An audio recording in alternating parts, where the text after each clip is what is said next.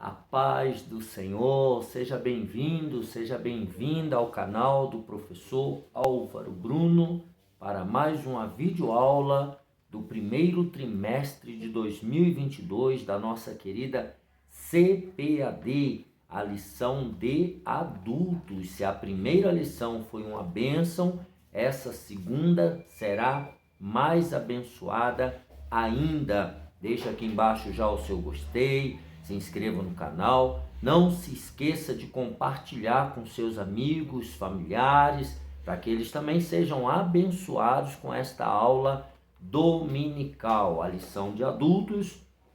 Estamos estudando sobre a supremacia das Escrituras, a lição número 2, 9 de janeiro de 2022, a inspiração divina da Bíblia. Se você me permite, vou colocar o óculos para facilitar a nossa leitura. Texto áudio: toda a Escritura divinamente inspirada é proveitosa para ensinar, para redarguir, para corrigir, para instruir em justiça. 2 Timóteo 3,16. A verdade prática: a inspiração da Bíblia Sagrada é divina, verbal e plenária. Portanto, a Bíblia toda nos ensina, nos corrige e instrui. O texto da leitura bíblica em classe se encontra em 2 Timóteo 3, do 14 ao 17, 2 Pedro, capítulo 1, do 19 ao 21. Tu, porém, permanece naquilo que aprendeste e de que foste inteirado, sabendo de quem o tens aprendido, e que desde a tua meninice sabes as sagradas letras, que podem fazer-te sábio para a salvação, pela fé que há em Cristo Jesus. Toda a Escritura divinamente inspirada é proveitosa para ensinar, para redarguir, para corrigir, para instruir em justiça, para que o homem de Deus seja perfeito e perfeitamente instruído para toda a boa obra. 2 Pedro 1. E temos muito firme a palavra dos profetas, a qual bem fazeis em estar atentos, como a uma luz que alumia em lugar escuro, até que o dia esclareça e a estrela da alva apareça em vosso coração, sabendo primeiramente isto, que nenhuma profecia da Escritura é de particular interpretação, porque a profecia nunca foi produzida por vontade de homem algum, mas os homens santos de Deus falaram inspirados pelo Espírito Santo. Nos objetivos da lição, nós temos o primeiro objetivo: refletir que a própria Bíblia reivindica sua inspiração divina. Segundo objetivo, evidenciar que as limitações humanas não anulam a inspiração divina da Bíblia. E terceiro, explicitar que o Espírito Santo atua na regeneração e iluminação do pecador e, por isso, nos ajuda a compreender as Escrituras. Esses são os objetivos dessa lição.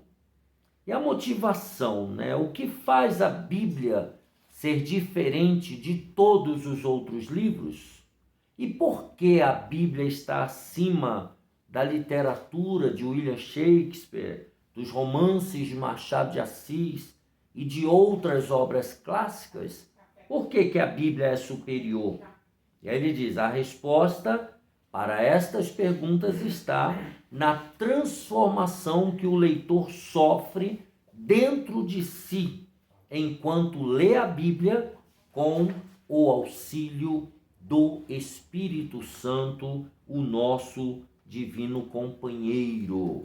Vamos então ao comentário, lembrando que o nosso comentarista deste trimestre é o pastor Douglas Batista, líder da Assembleia de Deus Missão. Ele é o nosso comentarista. A palavra-chave dessa lição é inspiração. Guarde bem essa palavra, inspiração. Vamos à introdução. A inspiração divina, ou seja, de Deus, das Escrituras, foi operada sobrenaturalmente pelo Espírito Santo, que nos deu a Bíblia, a única revelação escrita de Deus para a humanidade. Então, é a única revelação escrita. 40 homens, conforme vimos na lição número 1, a primeira lição, 40 homens ao longo de 1.600 anos, inspirados por Deus, escreveram a Bíblia. Tá? Nesta lição, então, nós veremos o quê? Que a inspiração da Bíblia, ela é divina, ela é verbal, né? E ela é plenária. Nós já vamos ver o que é isso. Nesse sentido, a Bíblia Sagrada é para o crente salvo a inspirada, inerrante e infalível palavra de Deus. Guarde essa palavra, inspiração. Tópico número 1. A doutrina da inspiração bíblica. Olha a palavra inspiração de novo. Subtópico 1. A inspiração bíblica é divina, é de Deus. Nas páginas do Antigo Testamento, a expressão, entre aspas, assim diz o Senhor, e frases e palavras similares são usadas mais de 3.800 vezes no Antigo Testamento. Ao receber a revelação no Monte Sinai, Moisés escreveu todas as palavras do Senhor. Êxodo 24:4. Jeremias foi advertido: não esqueças nenhuma palavra. Jeremias 26:2. No Novo Testamento, no texto do Novo Testamento, Paulo disse que usava as palavras que o Espírito Santo ensina. 1 aos Coríntios 2:13. O Espírito Santo ensina. João assegura que o Senhor lhe revelou, isso está lá em Apocalipse 1:1, coisas que brevemente devem acontecer. Então veja, palavras, né, reveladas pelo Senhor. E o Senhor Jesus asseverou que até os sinais diacríticos do texto hebraico eram inspirados. Os sinais, né, que são aquelas palavras, acentos, né, tio, enfim, essas palavras que vão mostrando a diferença, os sinais gráficos, né? Acento, agudo, C cedilha, o tio, tudo isso aí são sinais, os chamados sinais diacríticos do texto hebraico. E aí ele diz, Mateus 5,18, nem um J ou um tio se omitirá da lei. Então, até esses sinais diacríticos, acentos, agudos, cedilhas, tio, eles não podem ser tirados, porque eles são inspirados por Deus. Assim sendo, as Escrituras reivindicam que a mensagem bíblica veio da parte de Deus. Ela é inspirada por Deus. Ninguém pode mexer, nem tirar, nem acrescentar. Então, a inspiração bíblica, ela é divina.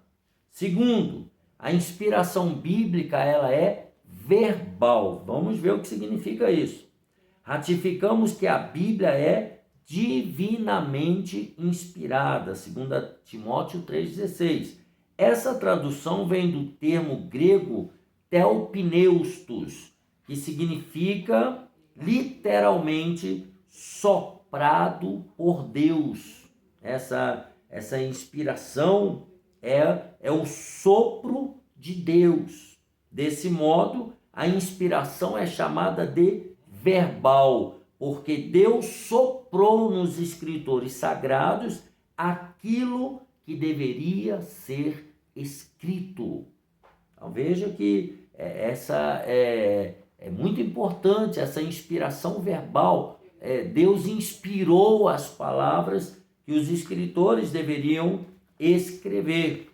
Vejamos isso aí, Apocalipse 19:9, o último livro da Bíblia, é bem facinho de você achar. Portanto, pegue a sua Bíblia de Estudo Pentecostal aí e vamos ver.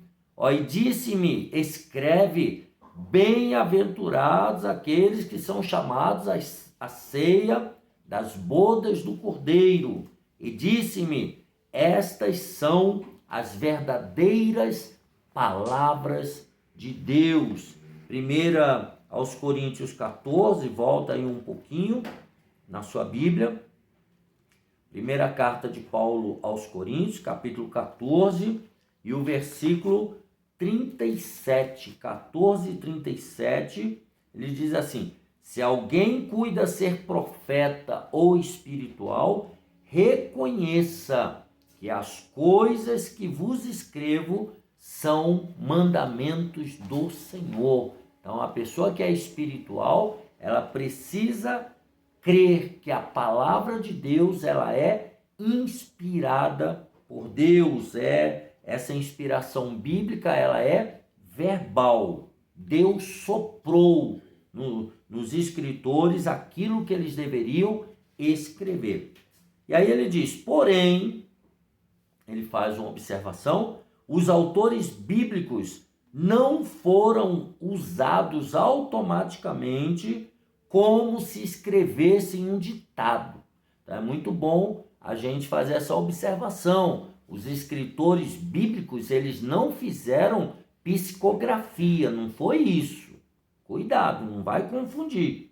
Senão, daí a pouco, você já descamba para o espiritismo. Não é isso, tá? Eles não foram usados automaticamente como se escrevesse um ditado. Eles foram instrumentos de Deus e cada escritor, com sua própria personalidade e talento, escreveram inspirados pelo Espírito Santo, que é o que está na leitura bíblica, 2 Pedro 1:21.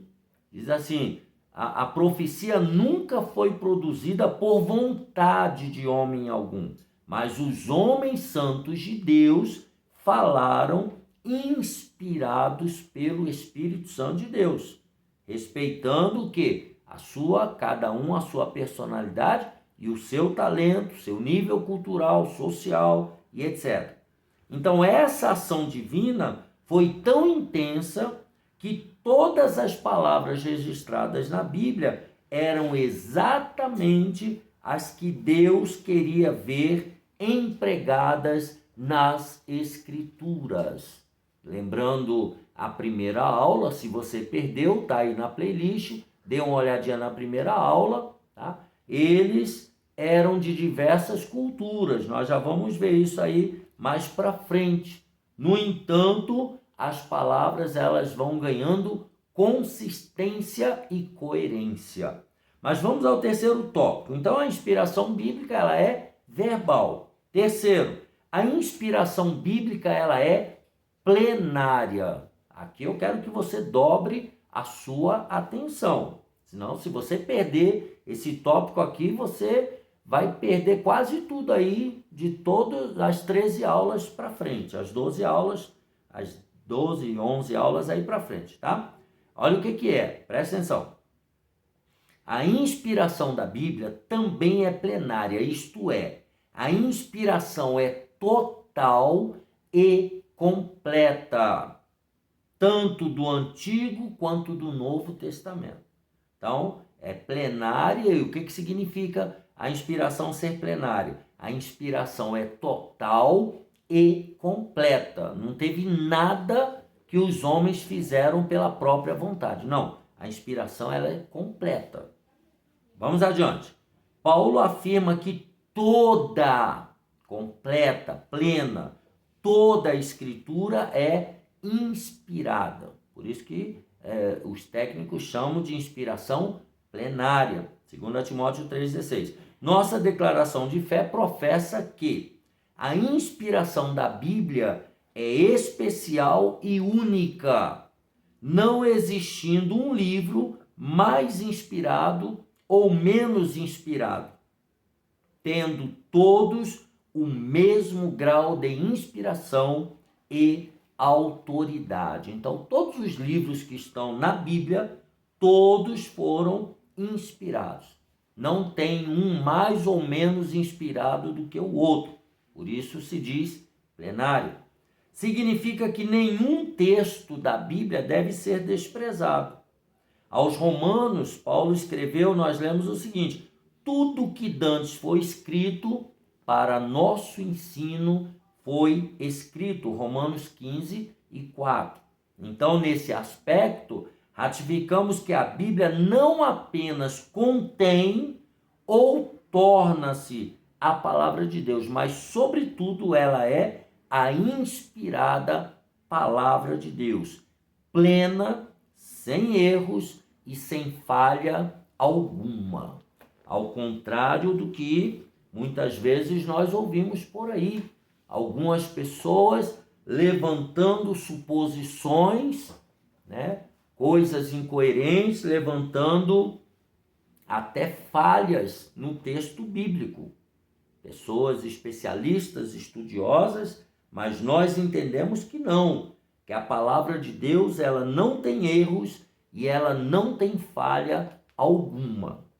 Mas vamos ao resumo então. A Bíblia é a inspirada palavra de Deus, seus autores a escreveram inspirados pelo Espírito Santo e os seus livros têm o mesmo grau de autoridade. Então, todos os 66 livros da Bíblia, todos têm a mesma autoridade porque foram inspirados pelo seu autor, pelo próprio Deus. Tópico número 2, a inspiração divina e os autores da Bíblia. Então, o primeiro era a doutrina da inspiração bíblica e agora a inspiração divina e os autores da Bíblia. A inspiração dos autores.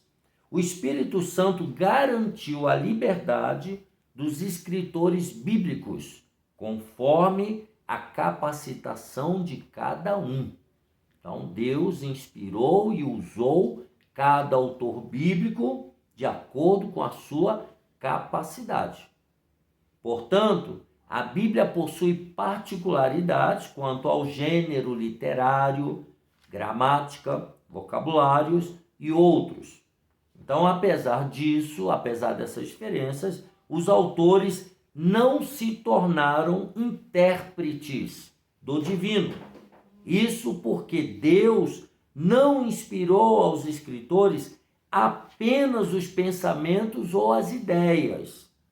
O Espírito Santo também inspirou cada uma das palavras que expressam com exatidão a mensagem divina. Vejamos isso aí, 1 aos Coríntios 2:10, primeira carta do apóstolo Paulo aos Coríntios, capítulo 2, e o versículo 10 e 11, diz assim: mas Deus nos revelou pelo seu Espírito, porque o Espírito penetra todas as coisas, ainda as profundezas de Deus. Porque qual dos homens sabe as coisas do homem, senão o Espírito do homem que nele está? Assim também, ninguém sabe as coisas de Deus, senão o Espírito de Deus. Então é isso que ele está falando aqui. O Espírito Santo inspirou cada uma das palavras que expressam com exatidão a mensagem divina. Então a inspiração não foi só de ideias e pensamentos, mas também as palavras, para que a mensagem divina realmente chegasse até nós. Segundo, as limitações dos autores. Os escolhidos por Deus para escreverem a Bíblia eram pessoas assim como nós, inclinadas às mesmas paixões e falhas. Tiago 5,17 fala de Elias, que também era um homem sujeito às mesmas paixões que nós. Moisés, por exemplo, mesmo sendo o autor do Pentateuco, foi impedido de entrar na terra prometida, porquanto transgredira contra o Senhor no deserto de Zin. Está lá, Deuteronômio 32, 51 e 52. Era homem de Deus, mas falhou e por isso não pôde entrar na terra prometida.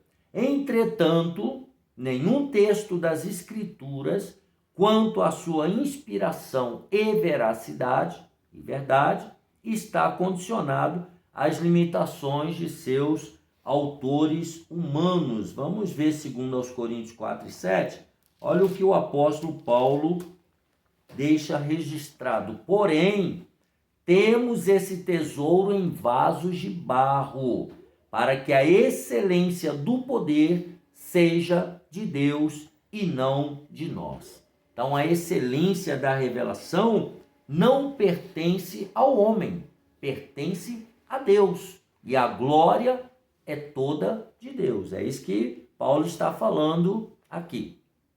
Então, a inspiração e a veracidade da Bíblia não está condicionada, quanto à sua inspiração, não está condicionada às limitações dos autores humanos, tá? Nenhum texto.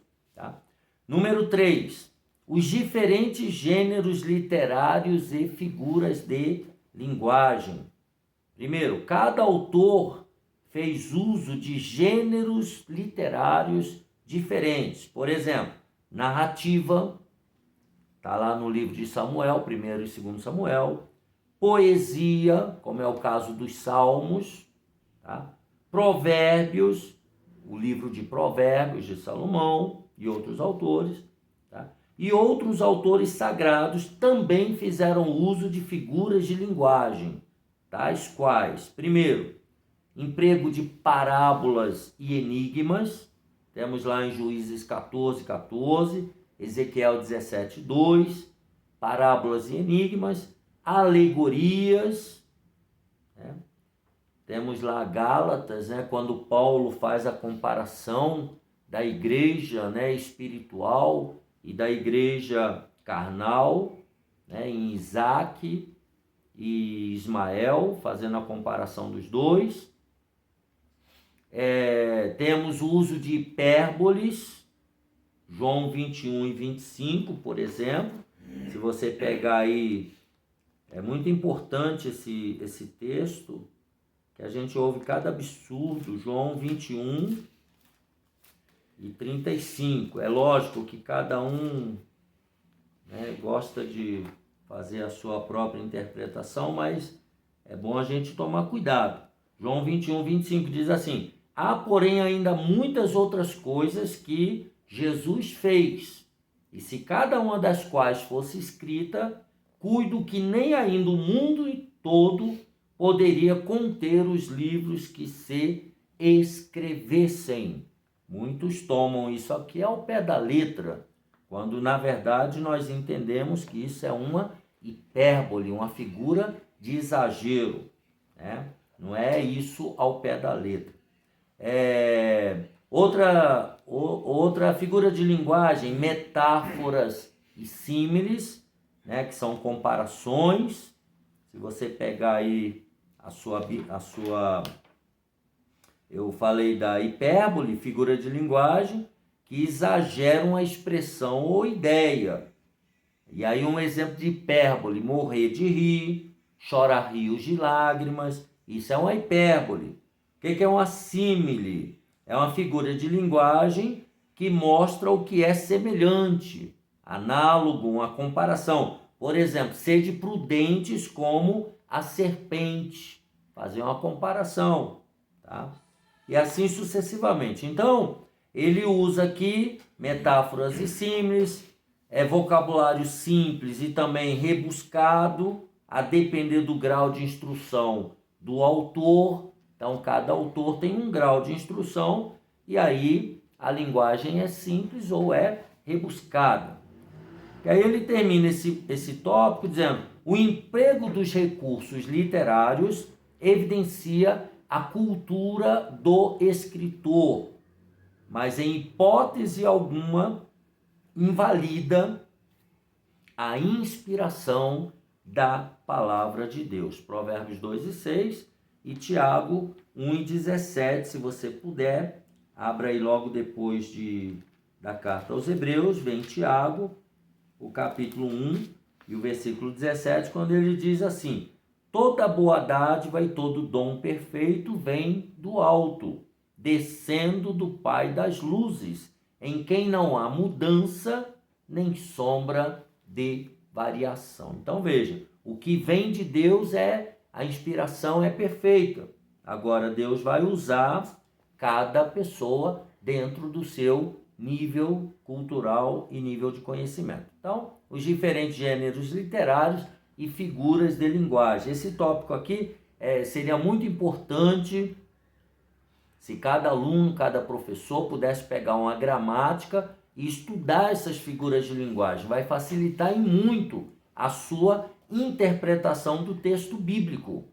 Você evitaria muitas interpretações equivocadas, absurdas, até algumas vergonhosas. Por quê? Porque a pessoa não conhece as figuras de linguagem, quer tomar tudo ao pé da letra, literal.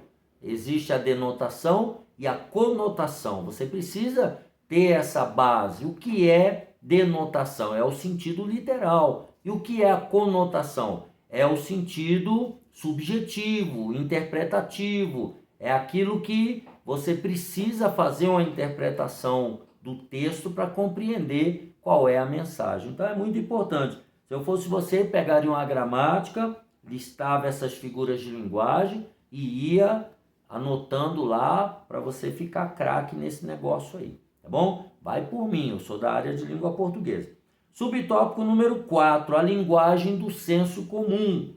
Na descrição de fenômenos científicos, por exemplo, os autores sagrados usaram a fraseologia comum e popular. Para citar um dos casos, ao descrever a herança dos Rubenitas, também dos Gaditas e a meia tribo de Manassés, Josué fez alusão ao nascer do sol. Josué 1:15. Na batalha contra os amorreus, ele registrou que o sol parou. Josué 10:13. Essa linguagem não ignora os fundamentos científicos, nem desacredita a inspiração da palavra de Deus, apenas busca alcançar a compreensão de todos. Então, a mensagem, ela precisava ser compreendida clara e rapidamente. Então, o autor usa aquela linguagem mais acessível à maioria dos seus leitores. Então, essa é a linguagem do senso comum. Por isso que às vezes a Bíblia parece tão complicada e em outras partes parece tão fácil. Só que aquilo que é muito fácil, você deve suspeitar, porque alguma coisa tem por trás daquele texto, tá? E aquilo que parece tão difícil, quando você começa a ler e o Espírito Santo te orientar, você descobre que não é nada daquela dificuldade toda que você pensava, tá? Isso é muito importante.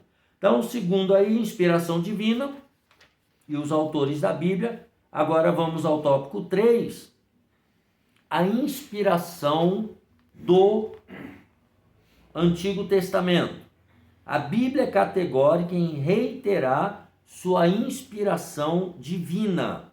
O registro de Juízes ensina que os livros de Moisés são mandamentos do Senhor, que é a famosa Torá, os 5 primeiros livros da Bíblia. Esdras reconhece como inspirados os livros de Jeremias, Ageu e Zacarias.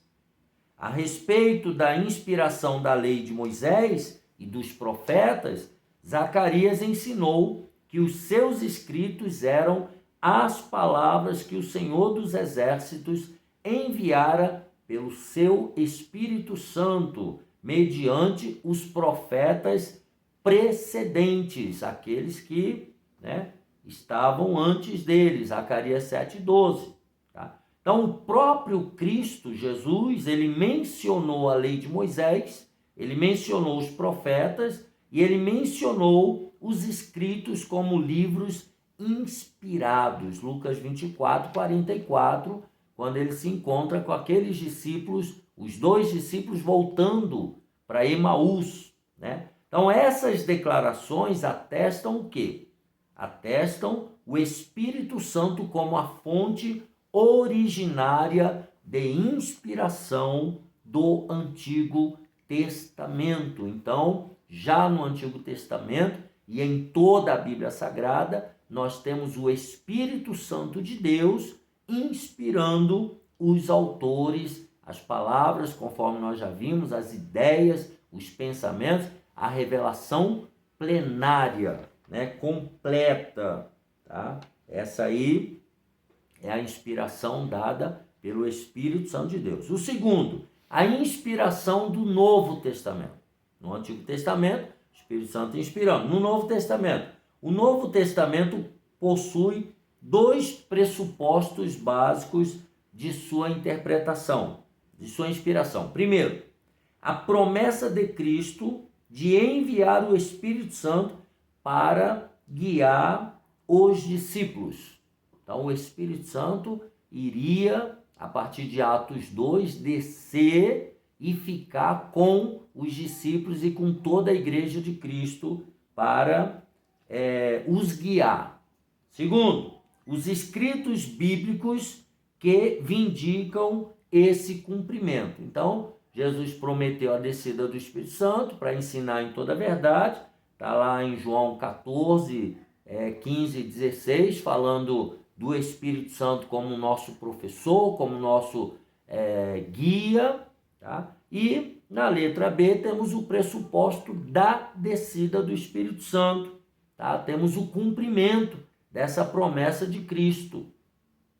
E aí ele coloca, nesse aspecto, então, Paulo declara que escreve sob ou debaixo da orientação do Espírito Santo e que suas epístolas são a palavra de Deus. Então, Paulo, ele defende, essa autenticidade da inspiração do Espírito Santo naquilo que ele escreve. E ele deixa isso muito claro em Romanos 15, 15, 1 Coríntios 14, 37, que nós já lemos.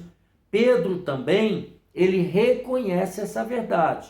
E ele classifica os livros de Paulo como escrituras, como divinamente inspirado pelo Espírito Santo. Tá? Nessa direção, vários outros textos apontam para a ação do Espírito Santo nos escritos da Nova Aliança, João 16 e 13. Se você puder pegar a sua Bíblia de Estudo Pentecostal, abra comigo, capítulo 16 de João, versículo 13. Olha o que João escreveu.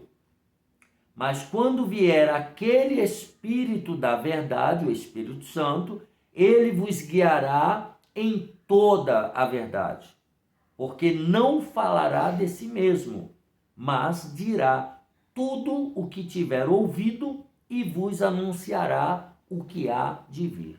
Então, tudo aquilo que Deus o Pai e Deus o Filho revelou, o Espírito Santo iria inspirar. E tudo aquilo que ainda iria acontecer, o Espírito Santo iria inspirar os autores para escrever as revelações, digamos assim, escatológicas, aquilo que ainda iria acontecer. Então, assim foi a inspiração do Novo Testamento. Você observa que tanto no Antigo quanto no Novo Testamento, quem inspira é o Espírito Santo de Deus. Tá?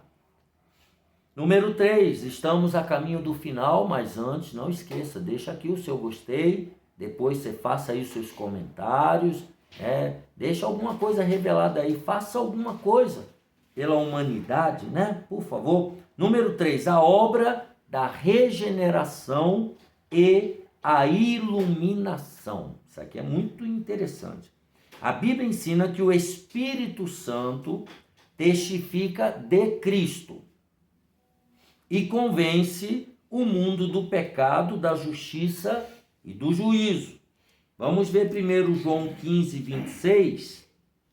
Diz assim, João 15, 26. Mas quando vier o Consolador, que eu da parte do Pai vos hei de enviar, Jesus aqui está falando, aquele Espírito da verdade, o Espírito Santo, que procede do Pai, testificará de mim. Ele falará de mim, falará tudo que eu falei e tudo que eu ainda tenho para falar com vocês. Em João 16, de 8 a 11, ele diz, e quando ele vier, está falando do Consolador, do Espírito Santo, convencerá o mundo do pecado e da justiça e do juízo. Do pecado, porque não crê em mim, da justiça, porque vou para meu Pai e não me vereis mais, e do juízo, porque já o príncipe deste mundo está julgado. Então veja, o Espírito Santo testifica de Cristo e ele convence o mundo do pecado, da justiça e do juízo. Desse modo, o Espírito Santo atua no processo da salvação e produz a fé regeneradora. Efésios 2 e 8 é muito importante que você sublinhe esse versículo na sua Bíblia. Se ainda não sublinhou, Efésios 2 e 8. Olha o que Paulo diz, porque pela graça sois salvos, por meio da fé. E isso não vem de vós, é dom de Deus. Ou seja, é o Espírito Santo que produz essa fé regeneradora, que vem pelo ouvir a palavra. Paulo também escrevendo aos Romanos 10, 17, é um outro versículo muito bom você marcar na sua Bíblia, para você nunca mais esquecer. Romanos 10, 17, ele diz assim, de sorte que a fé é pelo ouvir, e o ouvir pela palavra de Deus. Aí você tem um argumento muito forte para mostrar para o povo de Deus a importância da pregação e do ensino da palavra de Deus. É a palavra de Deus que gera isso aqui que está falando, a fé. As pessoas têm que ouvir a palavra de Deus para elas terem fé. Cuidado com esse negócio de igreja, de culto que só tem louvor. É louvorzão daqui, é louvorzão dali, é uma cantoria que não acaba mais.